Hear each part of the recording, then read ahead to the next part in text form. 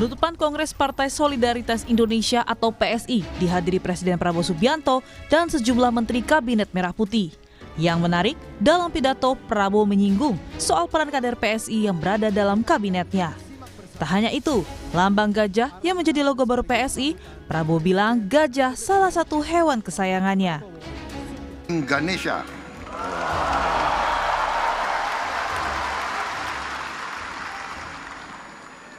Wakil Menteri Komunikasi dan Digital, Saudara Angga Raka Prabowo.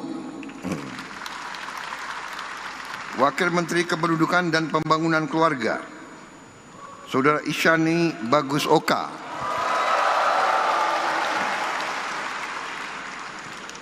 Ini gimana sih, PSI kan partai masih kecil kok di kabinet banyak sekali.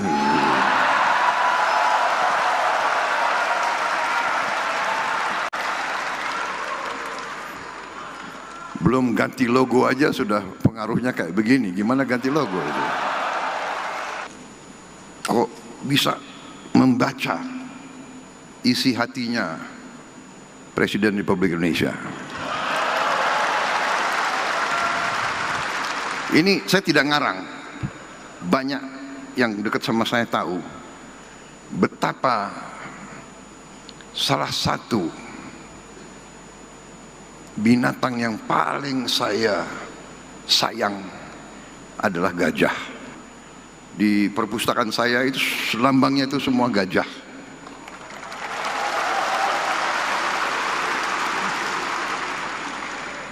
Dan saksinya Menteri Kehutanan dan mungkin Menteri Lingkungan Hidup, saya sedang mempunyai rencana untuk membangun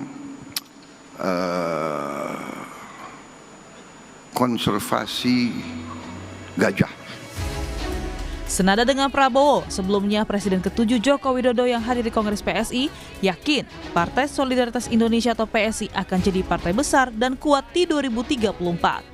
Saham partai ini dimiliki oleh seluruh pengurus, oleh seluruh anggota, oleh seluruh kader. Tidak ada kepemilikan elit, tidak ada kepemilikan keluarga apalagi. Semua memiliki saham yang sama. Dengan ini mestinya seluruh anggota, seluruh kader itu bersama-sama ikut membesarkan partai karena memiliki rasa yang sama terhadap kepemilikan partai. Pendiri PSI Jeffrey Giovanni mengakui nasib PSI ditentukan oleh Presiden ke-7 Joko Widodo dan keluarganya. Menurutnya, tanpa kehadiran terah Jokowi, partai berlambang gajah itu akan mati pada pemilu 2024. Saya pernah menyampaikan kepada teman-teman semua ketika itu, Raja Juli Antoni, Grace, Saiful Haq, Endang Tirtana, kalau kalian nggak dapat anaknya Pak Jokowi atau menantunya Pak Jokowi atau Pak Jokowi sendiri, itu tahun 2023 bulan Januari, 2024 partai kita akan turun perolehan suaranya dan itu adalah tahun terakhir kita ber-PSI.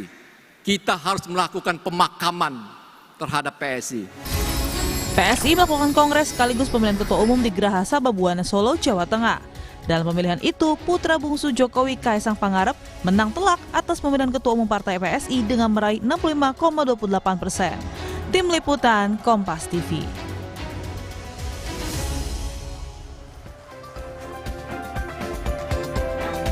Saudara, Partai Solidaritas Indonesia atau PSI resmi mengukuhkan putra bungsu Presiden ke-7 Republik Indonesia, Joko Widodo, yakni Kaesang Pangarep sebagai Ketua Umum PSI. Tidak hanya itu, dukungan Jokowi ke partai super terbuka disebut bakal all out.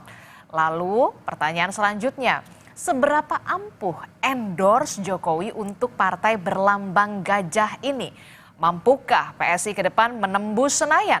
Kita akan bahas bersama dengan sejumlah narasumber yang sudah hadir ke studio. Ada pengamat politik sekaligus Direktur Eksekutif Trias Politika Strategis, sudah ada Mas Agung Baskoro. Selamat pagi, Assalamualaikum Mas Agung. Waalaikumsalam Mbak Disti. Kemudian juga nanti akan bergabung kemudian melalui sambungan daring ada relawan Juang Joko Widodo, Rili Regen, yang akan bergabung kemudian bersama kami. Tapi saya akan membahasnya dulu soal bagaimana Partai Solidaritas Indonesia pada akhir pekan kemarin ini banyak sekali disorot begitu ya, karena ada rebranding di sana. Selain kepengurusan yang baru ya, walaupun tidak terlalu kaget ya dengan terpilihnya kembali Kaesang Pangarep, tapi logo baru termasuk hadirnya Presiden Republik Indonesia Prabowo Subianto. Sebelum kita membahas soal mengendorse Jokowi, saya tertarik dengan pernyataan dari Pak Prabowo pada saat hadir di kongresnya PSI itu kemarin soal begini, ini partai kecil tapi kok ya sudah banyak ya posisinya di pemerintahan. Apa maksudnya ini nih yang bisa dibaca dari sini? Pertama, memang PSI ini bukan sekedar partai kecil, karena kita tahu di belakang PSI ini ada keluarga Solo di sana. Sehingga ketika jatahnya besar, tidak seperti partai yang kecil tadi, karena memang ada pertimbangan keluarga Solo di sana. Dan saya melihat memang posisi yang diberikan juga lumayan merata ya. Di menteri ada, kemudian wakil menteri, bahkan ada beberapa istilahnya level BUMN komisarisnya tier 1 seperti itu. Dan kalau dilihat secara keseluruhan, PSI ini pun juga di level lokal sudah mulai bergigi ya, bertaring semacam itu. Karena ada alek-alek mereka yang terpilih 180-an sekian, kemudian ada yang jadi wali kota, wakil wali kota, puluhan semacam itu. Jadi PSI yang kita lihat hari ini memang ada progres, baik di level kekuasaan maupun secara keseluruhan. Suara dia di 2019 itu 1,8% sekian, kemudian naik di 2024 menjadi 2,8% sekian. Jadi progresnya secara kuantitatif naik semacam. Secara kualitatif mereka berada di orbit strategis kekuasaan, dibahas, dibicarakan di panggung-panggung depan politik kita.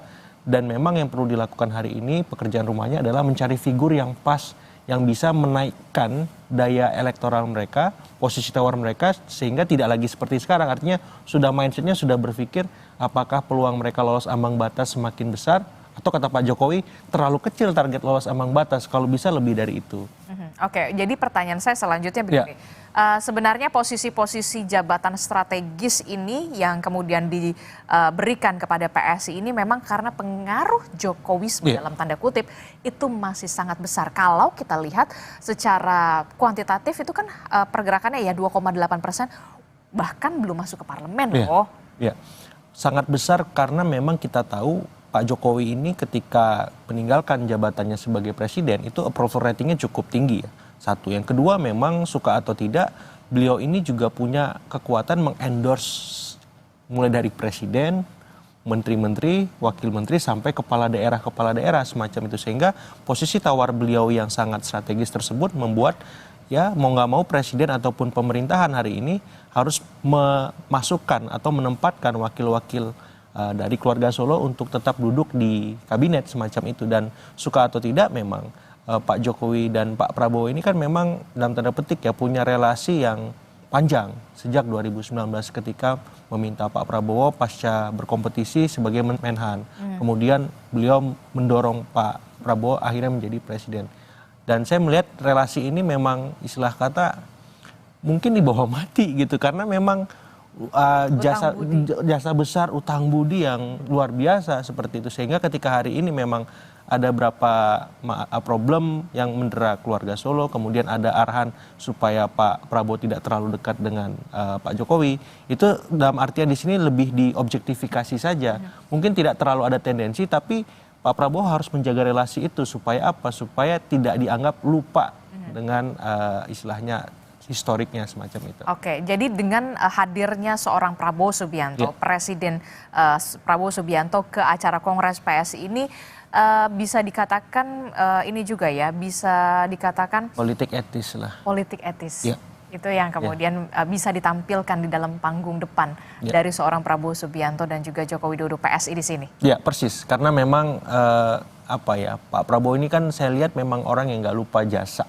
Jadi cara beliau ketika kemarin datang ke kediaman Pak Jokowi dulu, kemudian langsung ke Kongres PSI, saya melihat memang ini bagian dari sebuah politik etis, rasa terima kasih beliau dan penghargaan setinggi-tingginya atas jasa-jasa Pak Jokowi dan keluarga. Karena istilah kata, walaupun Pak Prabowo punya basis elektoral dan kekuatan figur yang mumpuni, tanpa ada dukungan dan endorse dari Pak Jokowi, kemenangan yang beliau terima saat Pilpres kemarin tidak sempurna gitu. Bahkan mungkin akan peluang putaran kedua itu sangat besar. Seperti itu, sehingga ini sebuah pelajaran penting juga bagi siapapun elit politik. Ketika Anda sudah dibantu, didukung, Anda jangan lupa berterima kasih. Jangan lupa berterima kasih. Berterima kasih, itu yang kemudian politik etis itu yang dijunjung oleh Presiden Prabowo Subianto yang diperlihatkan pada saat di Solo begitu. Saya juga sudah kedatangan narasumber ini melalui sambungan daring. Sudah ada relawan Juang Jokowi, ada Mas Relly Regan. Selamat pagi Mas Relly. Pagi. Salam Mas. Selamat pagi. Ya, selamat pagi. Mas Relly, ini kan kalau kita lihat ya, akhir pekan kemarin semua tertuju mata ke Solo begitu ya, Kongres PSI. Bahkan judul di Sapa Indonesia Pagi aja, seberapa ampuh endorse untuk PSI dari Pak Jokowi. Nah, bahkan Pak Jokowi ini all out ya untuk mendukung, bekerja keras untuk PSI, Partai Solidaritas Indonesia. Nah, tapi kalau dari relawan sendiri bagaimana? Ini kan kalau kita lihat ya, relawan Jokowi ini kan sebenarnya banyak. Siap atau enggak nih untuk bantuin juga PSI di 2029, 2034 atau 2037? Gimana nih Mas Relly? Jadi semenjak Mas Kaisang bergabung dengan PSI, Pilpres kemarin itu memang kita kawan-kawan relawan itu pertama kali yang dikunjungi sama Mas Kaisang itu adalah relawan ya. Karena waktu jaraknya dengan pemilihan legislatif itu sangat mepet, 2 bulan, bahkan daftar pemilih tetap itu sudah ada. Jadi Mas Kaisang bergabung dengan PSI itu memang posisi daftar caleg sudah ada.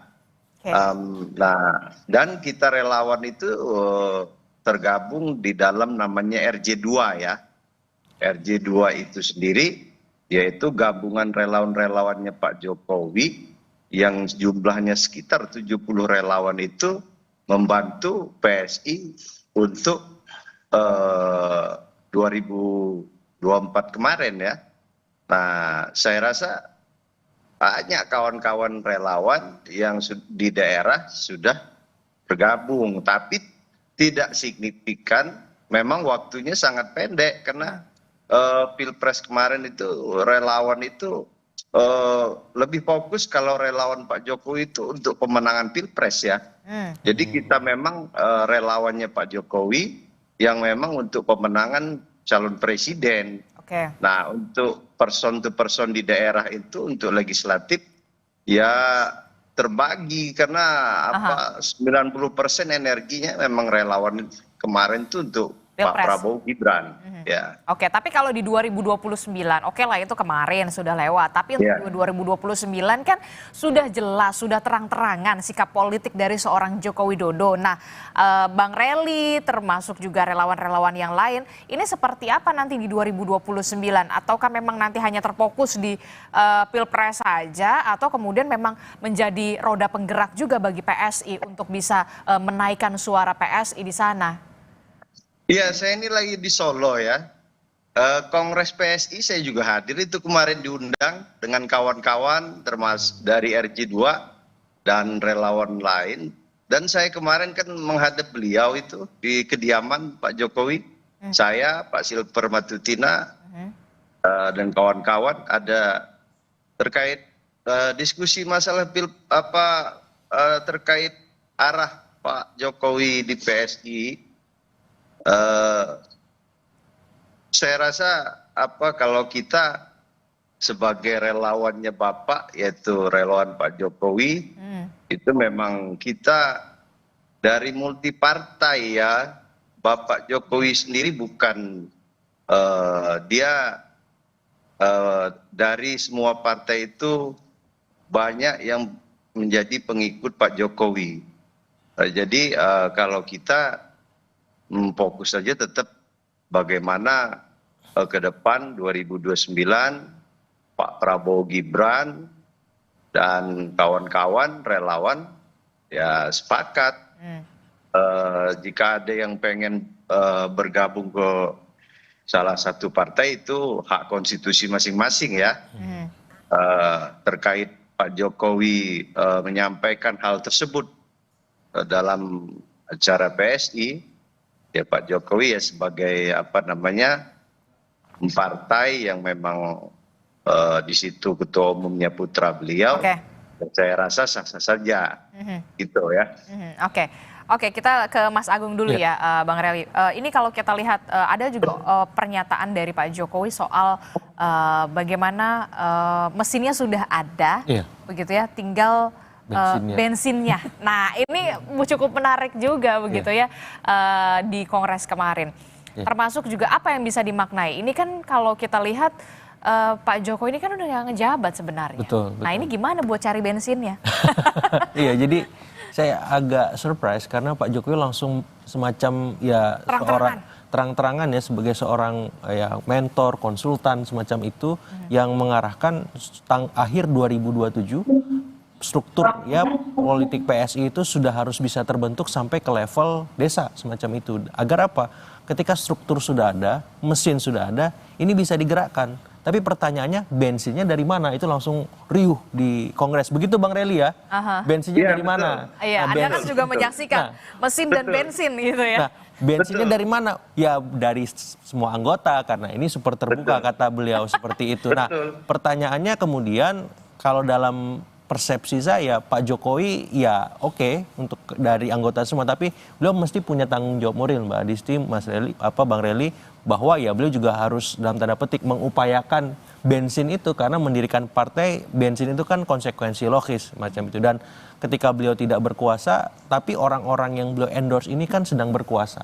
Dan orang-orang inilah yang diharapkan bisa turut menggerakkan dan membesarkan PSI untuk memberikan istilahnya infak kepada ya PSI-nya, bensin itu supaya ada, agar apa? Partai ini bisa bergerak, tumbuh dan besar. Saya membayangkan ketika kendaraan, kalau mesinnya bagus, sebagus apapun mesin kendaraan tersebut, tapi kalau nggak ada bensinnya juga nggak bisa jalan. Persis. Itu yang kemudian menjadi analogi yang menarik sekali buat saya gitu, yang dilontarkan oleh seorang Joko Widodo. Bagaimana Bang Relly ini? Siap nggak jadi bensinnya? Atau yang lain? Kita nggak bisa menampi ya di Pilpres itu di Pileg kawan-kawan calon kepala DPR tingkat kabupaten provinsi itu banyak dari tokoh tingkat desa yaitu mantan kepala desa, anak kepala daerah, anak bupati, anak gubernur itu sebagai peserta DPR kita ya. Memang di bawah kita ini nggak bisa kita tampil lagi bahwa itulah kalau kita harus investasi politik jangka panjang nggak bisa hanya bermodalkan investasi sosial saja. Karena bumbu-bumbu kita demokrasi ini kan dengan selama 20 tahun pemilihan DPR RI atau pilkada serentak itu yang terjadi di masyarakat bawah kita seperti itu. Nah, apabila mesin ini tidak siap, PSI tidak betul-betul mengkalkulasi ini, menciptakan militansi di tingkat bawah ataupun di tingkat pusat, yang terjadi akan adalah pragmatis. Nah, itu makanya yang disampaikan Pak Jokowi, siapkan mesin Anda, siapkah kekuatan grassroots, tokoh-tokoh daerah, tokoh-tokoh tingkat kabupaten itu bergabung. Jangan nanti hanya berpikirnya pragmatis ya. PSI harus bisa mencontoh partai yang militansinya cukup besar. Bagaimana kesiapan mesin di tingkat anak ranting sampai dengan pimpinan kecamatan itu grassroots di bawah. Saya rasa demikian yang harus dilakukan oleh PSI. Anda setuju dengan pernyataan dari Persis ini konsekuensi logis berpartai ya Mbak. Ada syarat-syarat administratif yang harus dipenuhi. Tidak hanya di kota-kota saja, Gen Z saja, milenial saja. Kepengurusan misalkan minimal 1.000 orang misalkan, seperti di tingkat kecamatan. Dan ada verifikasi juga apakah ini valid nggak, faktual nggak, ada orangnya nggak, ada kantornya nggak. Jangan sampai nanti ketika dicek malah kosong melompong Iya. atau apa numpang di rumah siapa semacam itu kan ini butuh cost gitu, butuh budget yang nggak sedikit. Sehingga memang mau nggak mau apa yang disampaikan oleh Pak Jokowi itu make a sense, rasional, dan itu harus menjadi deadline bagi seluruh pengurus karena beliau minta struktur sampai level desa harus selesai akhir 2027. Artinya dari sekarang Mas Kaisang harus paham, beliau harus dalam tanda petik membajak tokoh-tokoh ataupun orang-orang yang berpengaruh ya secara elektoral supaya terlibat membesarkan PSI, dan ini semua kan pasti akan ada kaitannya dengan endorse Pak Jokowi sebelumnya ketika kemarin banyak kepala daerah yang menang, banyak menteri yang duduk di posisi kabinet merah putih, kemudian banyak juga wamen, kemudian komisaris dan seterusnya.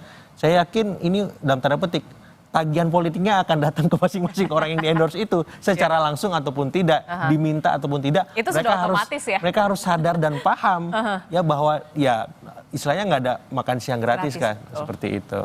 Nah itu yang kemudian disinggung juga secara terang-terangan oleh Pak Jokowi di Kongres. Saya baru melihat begitu Pak Jokowi sosok yang kemudian terang-terangan sekali pada saat kemarin di Kongres begitu dengan banyak pernyataan-pernyataannya di Kongres PSI. Tapi yang kemudian jadi pertanyaan selanjutnya adalah, kita tahu Partai Solidaritas Indonesia adalah partai yang lekat sekali dengan anak muda, dengan Gen Z dan segala macam. Kita tahulah banyak sekali anak-anak muda di sana yang punya peran dan akhirnya mendapatkan posisi yang strategis begitu ya.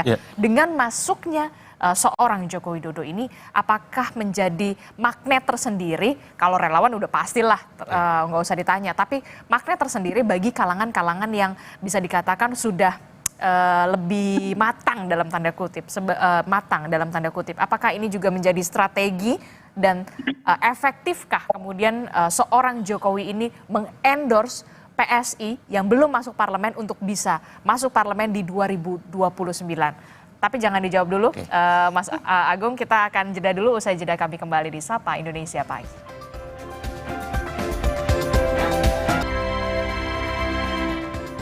Terima kasih Anda masih bersama kami di Sapa Indonesia Pagi. Saudara, kita masih membahas bagaimana Kongres PSI, Partai Solidaritas Indonesia, yang seberapa mampukah atau seberapa efektifkah endorse Jokowi untuk Partai Solidaritas Indonesia di 2029 atau di periode selanjutnya. Saya masih membahas bersama dengan relawan Juang, ada Bung Rely, kemudian juga di studio ada Mas Agung Baskoro. Tapi saya ke Bung Rely dulu. Bung Rely, ini saya ketika melihat seorang Joko Widodo di Kongres PSI kemarin begitu ya, ini saya baru lihat, oh the real Jokowi nih gitu, secara tegas saya akan bekerja keras untuk PSI. Ini sudah ditahan-tahan dari 2 periode yang lalu ya ternyata ya, baru keluar sekarang ya.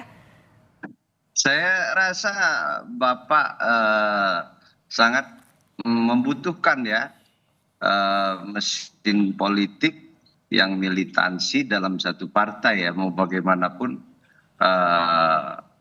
adalah partai politik ini adalah di DPR kita hari ini salah satu penyambung lidah rakyat ya, yang secara konstitusi kita diakui dan wajib.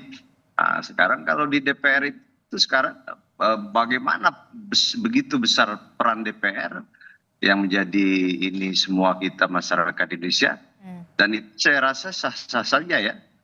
Bagaimana politisi seperti Pak Jokowi dia memiliki salah satu mesin politik yang bisa diandalkannya, demikian ya. Oke. Dengan lugasnya secara terang-terangan seorang Joko Widodo di Kongres PSI untuk bisa bekerja keras untuk PSI, it's a good news? Iya. Great news, Mas. Kabar luar biasa menurut saya, karena PSI selama ini pekerjaan rumahnya mencari sosok figur yang sangat kuat supaya partai ini bisa lolos ambang batas parlemen. Sayangnya memang waktu 2019 dan 2024 figur itu belum ditemukan. Nah, bersyukur kemarin Pak Jokowi secara eksplisit belum ditemukan atau ditahan? Mungkin belum ditemukan karena Pak Jokowi masih lihat PSI juga nih. Bisa membuktikan nggak anak-anak muda ini bahwa ada progres kenaikan suara di Pileg, bahwa mereka bisa melahirkan tokoh-tokoh muda yang bisa duduk di pos-pos strategis kekuasaan. Ternyata bisa. Dan sekarang saya butuh kendaraan politik. Istilah kata pucuk dicinta ulang pun tiba nih, sama-sama ketemu nih kepentingannya. Sehingga ketika PSI sekarang menawarkan kembali, Pak Jokowi nggak mikir panjang.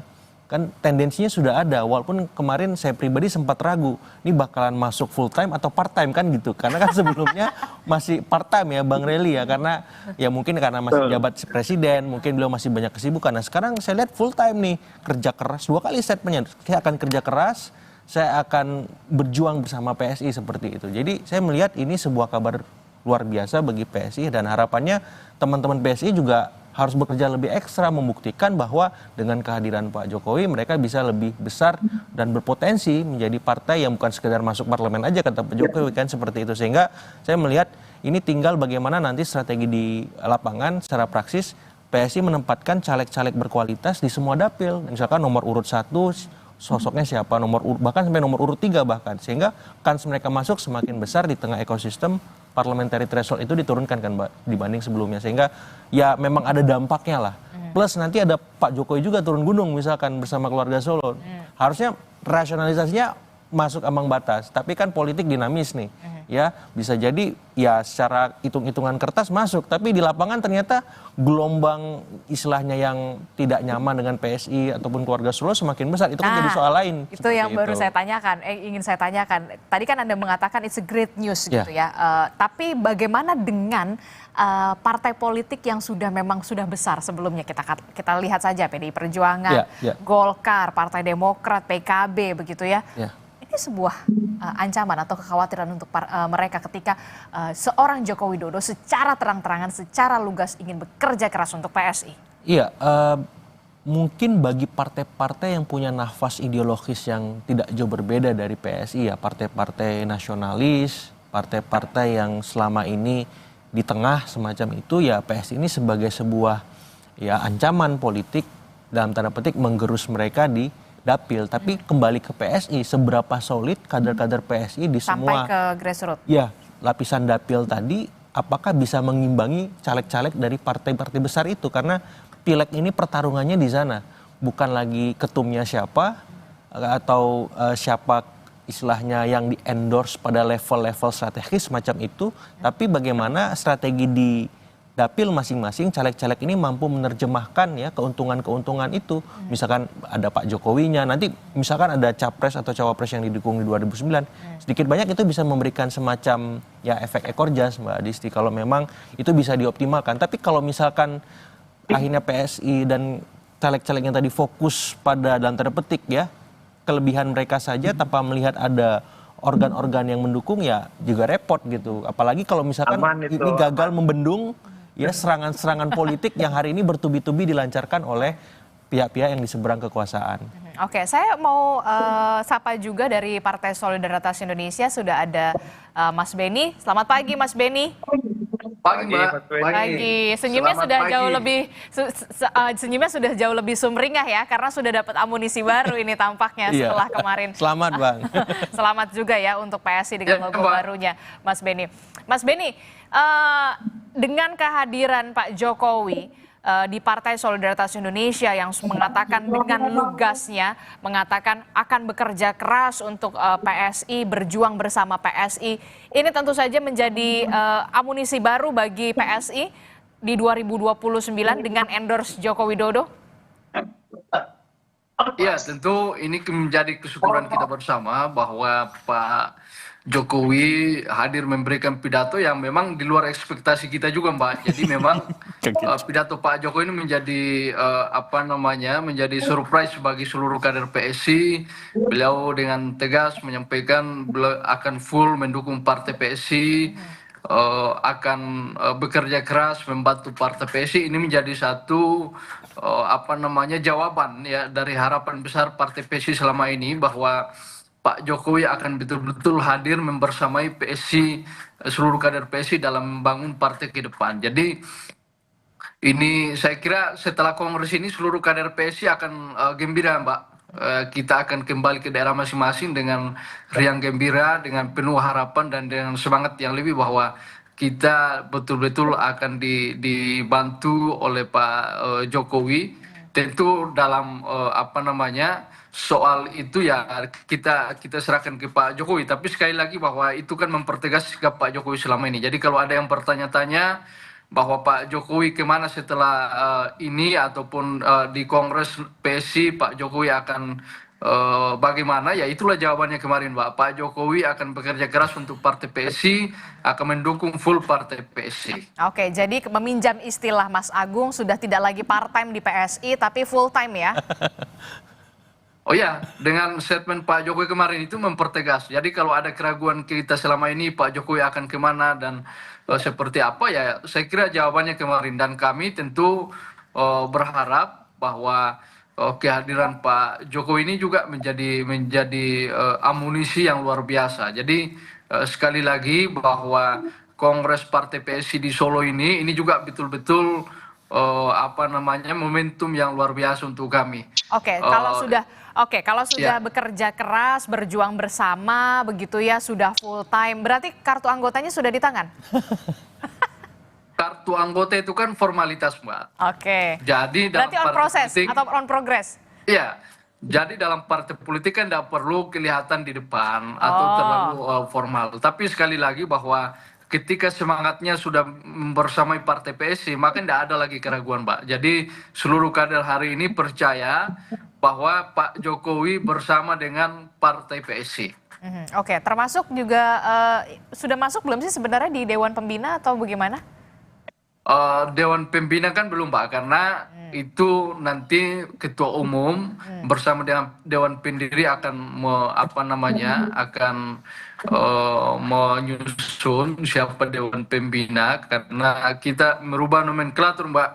Hari ini Dewan Pembina disusun oleh Mas Ketum, terpilih dengan Dewan Pendiri. Jadi nanti kita akan lihat, tapi sekali lagi bahwa apakah dalam posisi struktur atau tidak masuk dalam struktur, tapi semangat Pak Jokowi sudah ada di PSI. Oke, semangat Pak Jokowi sudah ada di PSI, di dalam struktur atau di luar struktur. Kalau menurut Mas Agung, bagusnya tuh di dalam struktur atau di luar struktur sih? Kalau di dalam struktur berarti ya sama aja dong sama partai-partai sebelah.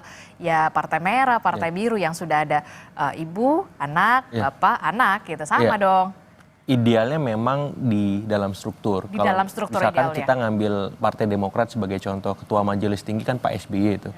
Ini setara mungkin dengan Ketua Dewan Pembina lah, punya wewenang 50%, sama dengan Ketum AHY gitu, 50% juga kalau saya nggak salah. Nah harapannya di PSI juga bisa dalam terinspirasi ya dari pola organisasi semacam itu. Tapi bisa juga ngambil contoh PDIP, di mana Soekarno itu kan menjadi mahzab juga, Soekarnoisme. Pak Soekarno nggak punya KTA PDIP, tapi menjadi mahzab dan pemikiran itu. Nah, PSI juga bisa mencontoh itu. Pak Jokowi ini kan dalam tanda petik sebelumnya sudah menjadi mahzab pemikiran sendiri, Jokowisme, Jokoismi, semacam itu. Jadi ya tinggal PSI dan Pak Jokowi mau contoh yang mana nih, Demokrat atau PDIP? Apakah Pak Jokowi itu sudah sebagai mahzab pemikiran, ideolog semacam itu, atau memang perlu diformalkan seperti Demokrat, Pak SBY sebagai Ketua Majelis Tinggi. Oke, kalau gitu berarti kita tanya dulu sama relawannya nih, relawan Pak Jokowi. Kalau menurut relawan sendiri gimana? Lebih bagus masuk ke struktural atau kemudian menjadi mahzab seperti Jokowisme dalam tanda kutip? Saya rasa hal itu udah 3-4 kali saya diskusikan dengan Bapak di rumah kediaman Solo ya. Apa katanya? Jadi pertimbangannya begini kan, kawan-kawan relawan Bapak dari sebelum dia sebagai presiden itu ada di semua partai. Oke. Ada yang militansi Bapak, Pak Jokowi itu ada di Partai Nasdem, ada di Partai Golkar, ada di Partai PDIP, ada di PKB. Jadi Pak Jokowi itu didukung kawan-kawan yang memang di partai-partai tersebut, petinggi-petinggi atau di tingkat daerah partai politik itu sampai dengan hari ini itu militansi dengan Bapak. Pertimbangan secara politiknya, Bapak Jokowi ini kan didukung dari berbagai elemen.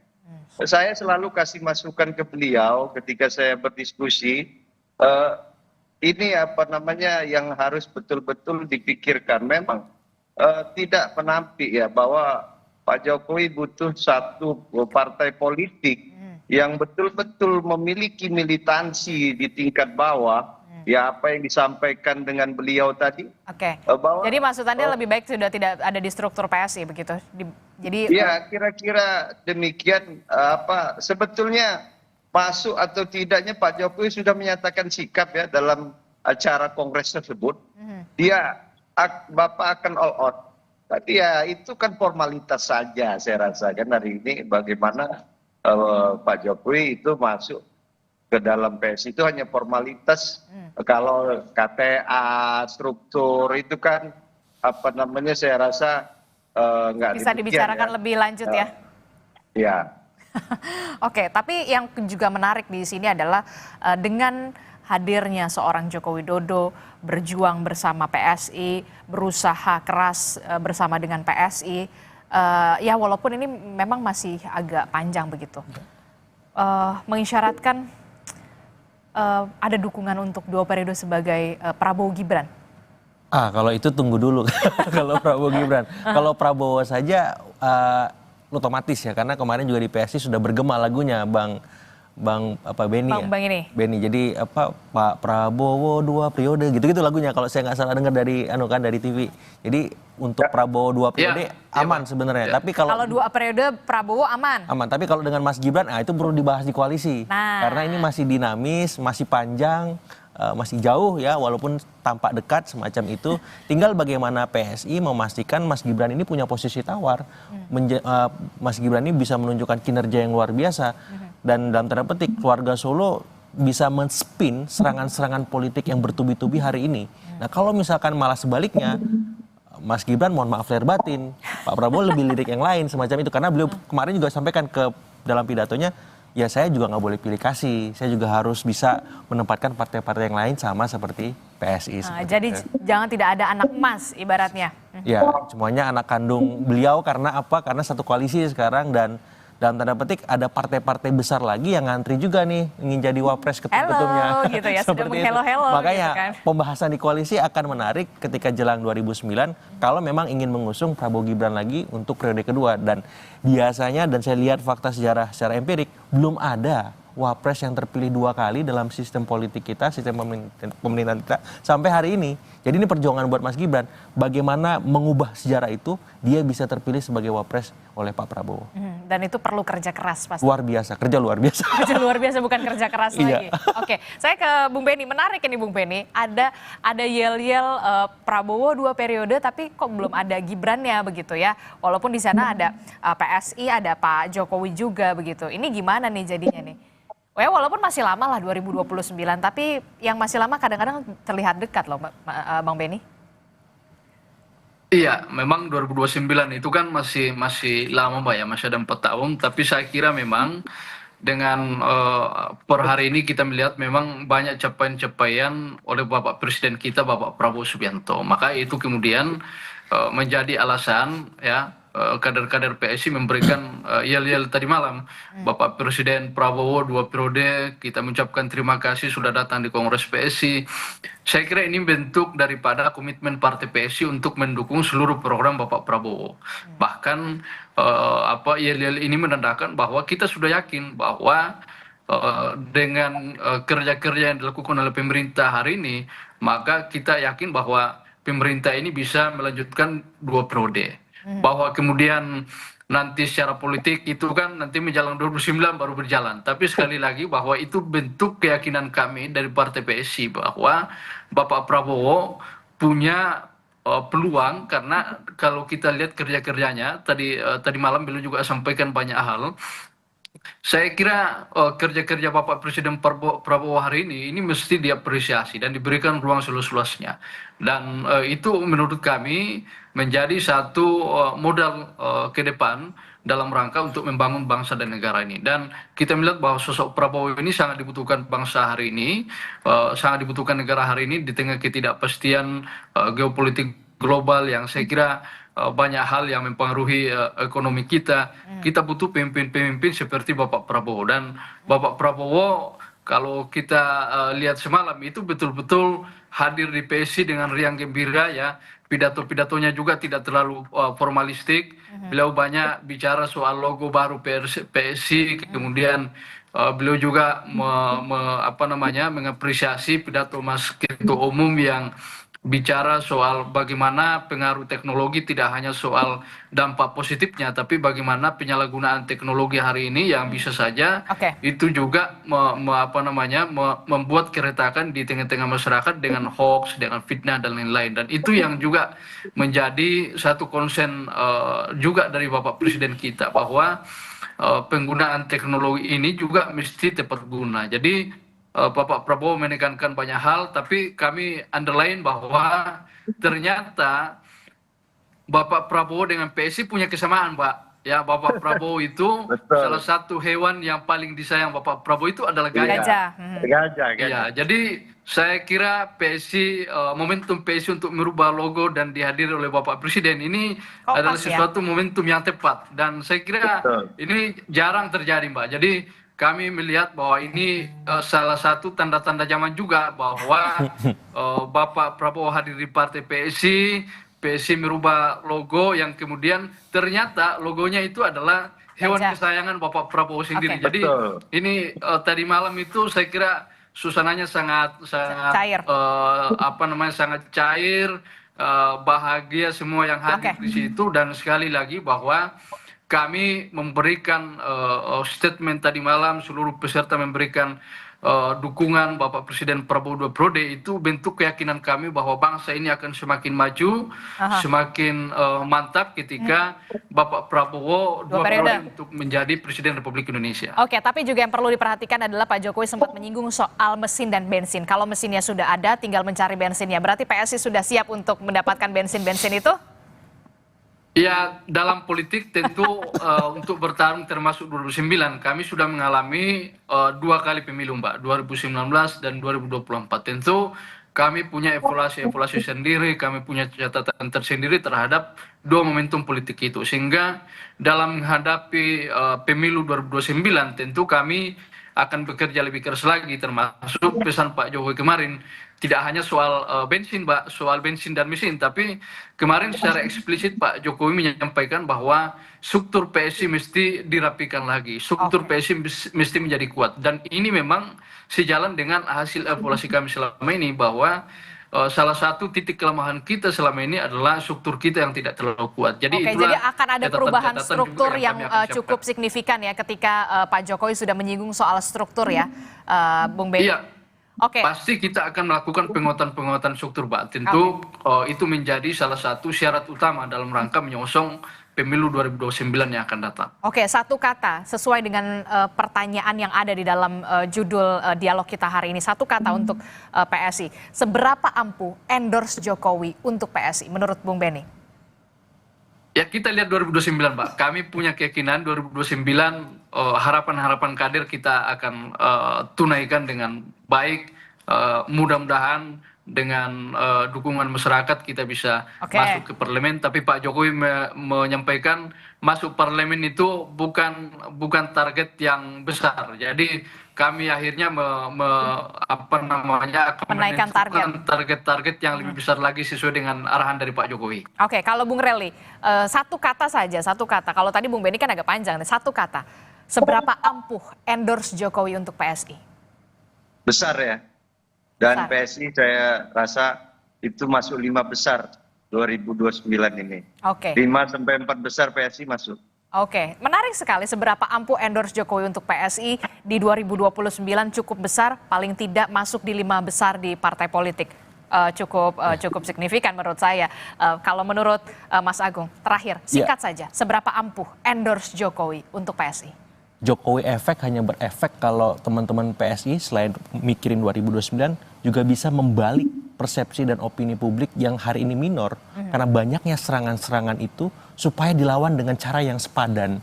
Pemakzulan, ijazah dan seterusnya itu harus dilawan, Mas Benny. Nggak bisa didiamkan karena itu mempengaruhi top of mind publik hari ini. Kalau itu gagal dibalik dan terus dibiarkan, maaf lahir batin, 5 besar, wassalamualaikum warahmatullahi wabarakatuh. masuk parlemen dulu saja target realistisnya kalau saya. Oke, baik. Terima kasih Mas Agung Baskoro telah bergabung bersama kami. Bung Beni dari Partai Solidaritas Indonesia yang punya logo baru, gajah. Kita akan tunggu bagaimana strukturnya, termasuk juga soal kartu anggota kepada orang-orang baru. Termasuk juga Bung Rely, terima kasih sudah bergabung bersama kami. Sama-sama. Sehat selalu Bapak-bapak. Assalamualaikum. Ya.